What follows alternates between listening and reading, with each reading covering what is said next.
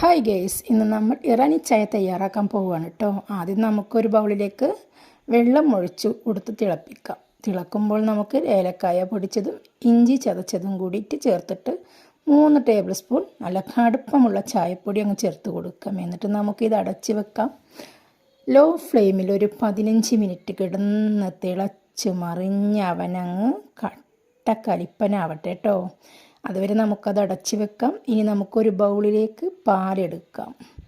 ഒരു പാക്കറ്റ് പാലെടുത്ത് നമുക്ക് നന്നായിട്ട് അങ്ങോട്ട് കുറുക്കിയെടുത്ത് വറ്റിച്ചെടുക്കാം.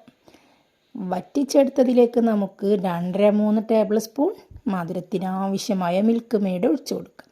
എന്നിട്ട് നന്നായിട്ട് അങ്ങോട്ട് മിക്സ് ചെയ്യാം.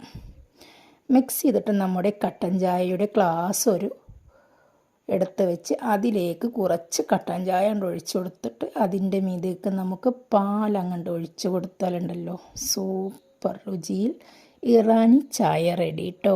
ഇത്രയുള്ളൂ ഗൈസ്, വളരെ രുചികരമായ നമ്മുടെ ഇറാനി ചായ. നിങ്ങളിതൊന്ന് ട്രൈ ചെയ്ത് നോക്കൂ.